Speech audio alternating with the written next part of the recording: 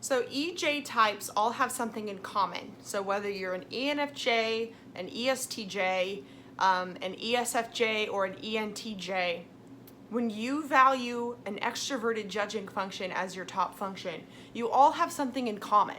And I was talking to a friend about this, and so I just thought it was kind of fresh in my brain. I'm gonna just sort of share some things that I have in my brain about EJs. Pretty much when you value extroverted judging as your top function, then we kind of expect you to spell things out for us, not because we are being demanding or pushy or cruel or mean or whatever you might think, but because EJs really do not like to make assumptions. We aren't going to, even if you're an intuitive, even ENJs, ENTJs, and ENFJs, we do not want to necessarily read between the lines and put words in your mouth. And so that's why if you're interacting with an EJ, we might seem really demanding or expect you to literally spell things out for us, because when we have introverted judging as our fourth function, we don't trust, those sort of personal subjective inputs, or what am I trying to say?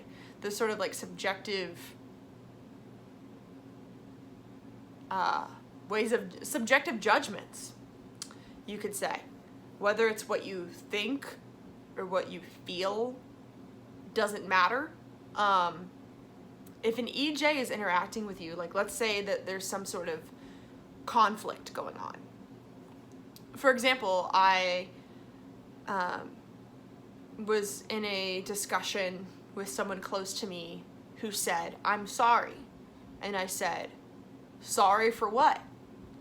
And they were like, what are you trying to just make me like fess up? Like you just want to hear me say it, or what? Like they thought that I was just sort of being like cruel or like pushy or like just trying to make them say it or whatever. But to me, I had no clue when you just say "I'm sorry," I don't know what you mean by that. You're gonna need to tell me I'm sorry for what. And I'm not gonna just take that and like filter it through my introverted judging and make a snap judgment of what they probably meant by that. Whenever an EJ does this, it's because we value extroverted judging, and so the way that we judge is very like objective and looking into what people have said, and I'm gonna like take their word for it pretty much. There was a situation with this ESTP in my life where we were misunderstanding each other a lot, and I wasn't sure why, because we seemed to, we had the same functions, and we had pretty similar personalities, pretty similar beliefs and values and worldviews. But this person pretty much lied to my face about something. I'm like 99% sure that they were lying.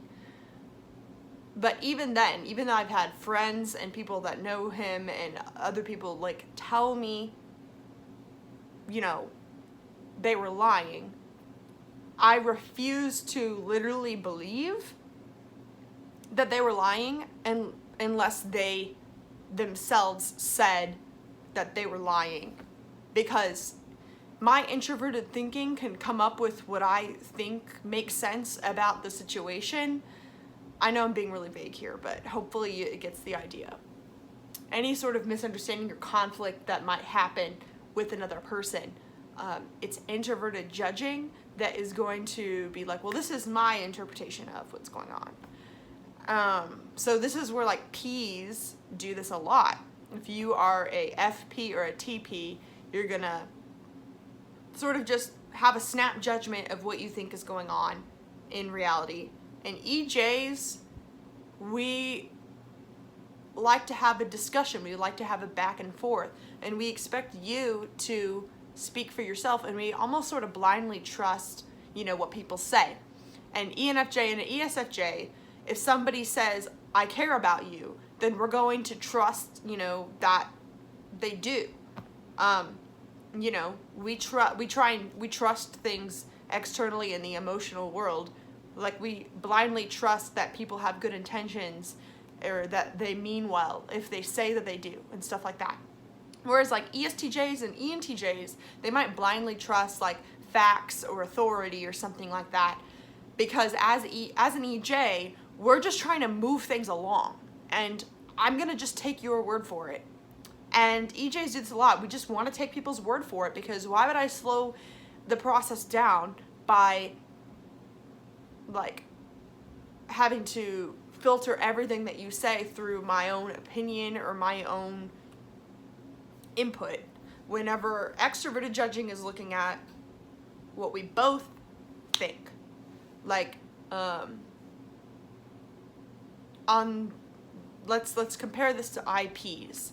INFPs, ISTPs, INTPs, and ISFPs, they are not going to expect you to spell it out for you.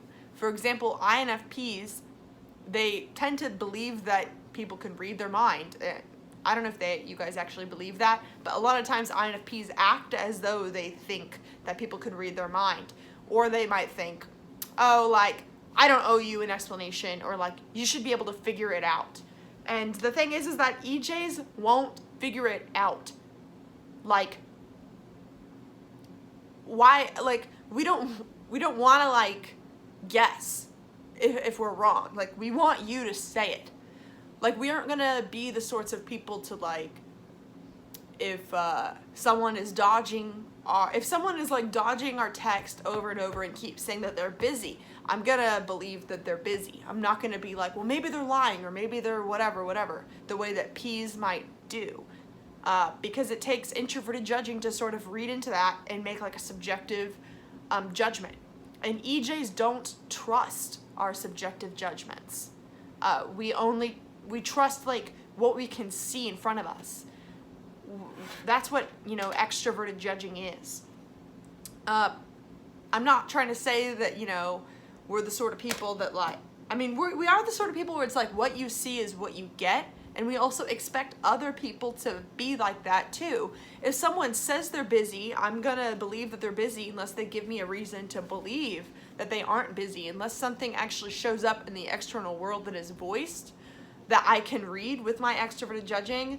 I'm not going to think that they're lying, or like, I always feel like Ps think that someone's lying or whatever, or they like are just critical of what people say, and they try and go deeper into either the TI or the FI root or motive of what's going on, which is a great skill to have.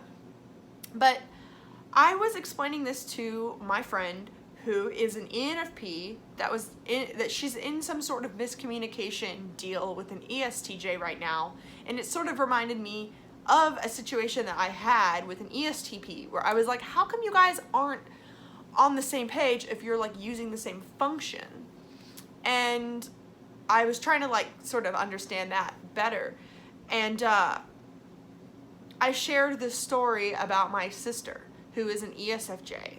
And one time in high school, she always would get in situations where like, it was her birthday party.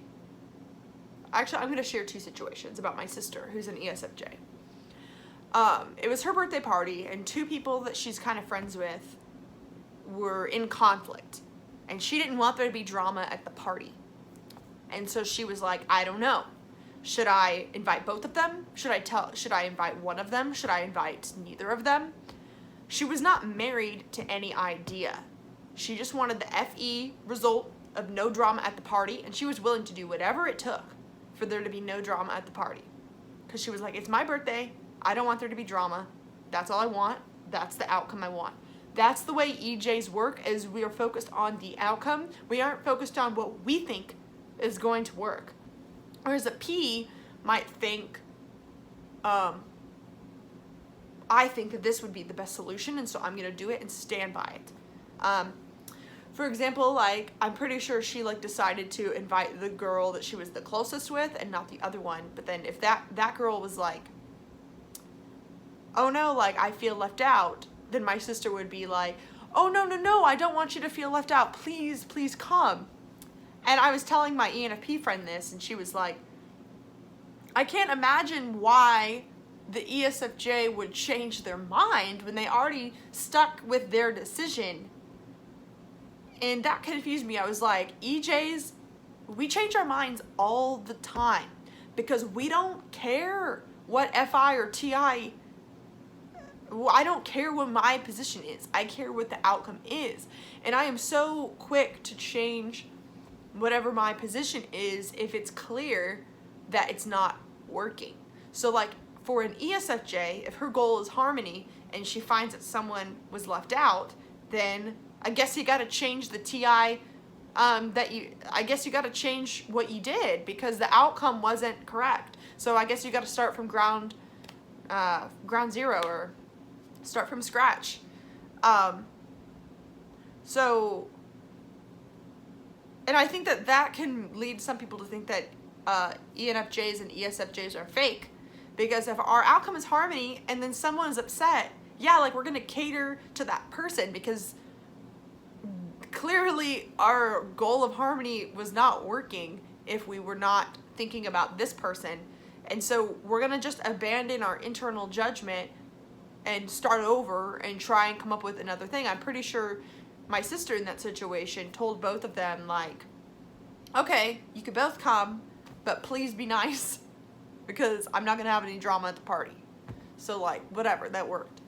And another thing is my sister, she was like a counselor for the girls going through sorority recruitment in college. And now she, when she first went through recruitment, got cut from the houses that she wanted. And so she felt really left out. And so she actually had to go through recruitment again before she got into the house that she wanted.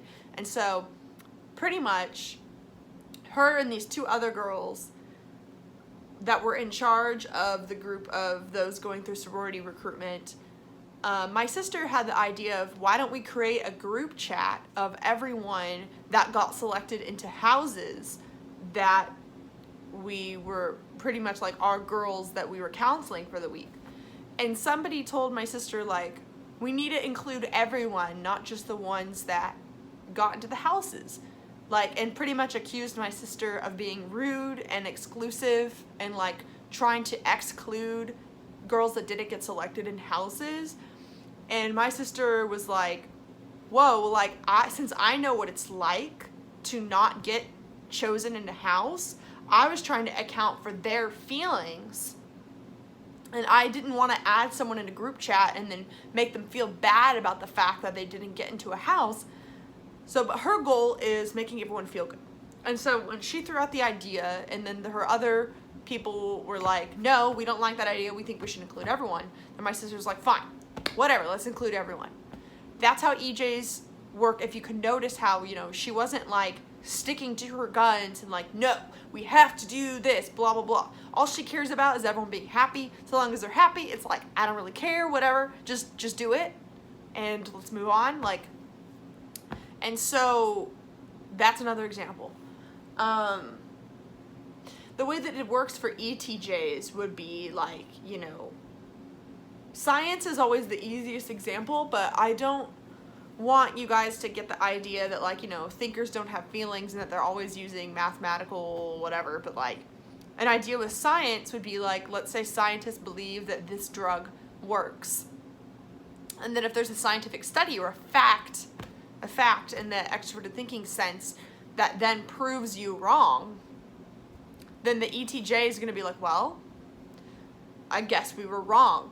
I guess we're going to have to restart. Where that's kind of different from how like a TI user will approach something. A TI user is going to have a hard time being like, oh, I guess I was wrong, let's move on. And so I hope you can see how like ETJs are so willing to abandon whatever led them to that fact if they find that the fact is wrong. And EFJs are so willing to abandon whatever they thought would make the most sense about bringing about harmony, if they find that it indeed does not create harmony. because EJs are not married to their ideas the way that an IP would be.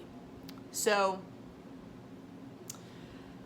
whenever I told this to my ENFP friend, she said, wow, this makes me think that if I ever had a problem with an EJ, that I should let them know. My mind was about to explode because I was like, why wouldn't you let them know? Like, even with her, I think you guys know Crystal, that my ENFP friend that has been in some of my videos. There's been times in our friendship where we would like get into a fight and she would sort of like offload all this resentment that she's had for me for months. And I've sort of been like, why wouldn't you tell me that? And she was like, because I don't expect you to change. Why should you change for me? Ps have this like really strong identity with their FI or TI that EJs just don't have. It doesn't feel like changing for me because for me, my ego is the extroverted feeling, which is always doing what I can for things to work and for us to get along or whatever. I don't have this strong like belief of like, this is just how I am. Like for her, if I was doing something that accidentally was hurting her, then I would gladly change it because I never intend to hurt her. No EFJ ever intends to hurt you, and no ETJ ever intends for something to be inefficient. If you think that an ENTJ or an ESTJ, if they're your boss and you think that they're doing something that just isn't working, please tell them. Just go tell them. They don't, like, I know they might seem scary to you, but they want to know. Like, they want to know if their process isn't working. And, you know, EFJs, like, if your ENFJ or ESFJ friend ever accidentally hurts you, or if they ever do something that makes you feel not included, please tell them. Just please tell them. They want to know. Like, this is like your PSA from an EJ is, we want to know. So just tell us, please. Like, we want to know. So, yeah. What else? I've even noticed, though, that there is a slight difference between, like, IJs, is that even though they might sort of relate to this, they are not as, they're not as bound to the extroverted judging the way that an EJ is, where we, like, kind of need to know, like, we need things to be spelled out for us, like I said. Oh, but, okay, another thing, though. So my ENFP friend, when she has, like, you know, told me, like, resentment. Oh, I know what I was going to say. So she, as a P, doesn't really feel like telling me whenever I do things that bother her, because as an FI user, she doesn't think that it would be fair for her to try and change who I am, who my FI is, whenever, like, for an EJ, it's not really FI that what you're seeing. It's not like this is my identity, this is how I'm always going to be. I'm very changeable. That's how, you know, EJs are able to get things done, because it's very rare for just like one way of being to always work. That's why EJs are always able to, you know, get things done and move along, because we're able to pick up different tools and different things that work for us. Every EJ, what makes us, I think, such powerful leaders is that we have decent FI and TI. So one of those functions is our inferior, and one of those functions is our ignoring function. And so we're able to sort of tap into either of those functions whenever we want, if that sort of makes sense. Now, this is sort of getting into some socionics theory, so bear with me, but that's kind of what I'm getting at is, you know, EPs and IPs, they have either introverted judging, one is like their savior and one is their demon. And Ps, they have, you know, either a demon or blind spot, introverted judging. And so they really are one or the other. Like Ps, they really are like this way or that way, where EJs, like, we're really are outcome focused. We aren't, you know, we aren't married to one way of being. And that's what I think can make us seem like kind of fake or seem like chameleons or whatever. But what's so interesting is the same way that my ENFP friend was like, well, I wouldn't have wanted to tell you anything that you did wrong because 1, I know that you didn't mean to, and 2, that's just how you are and I respect it, and 3, I didn't think that you would change.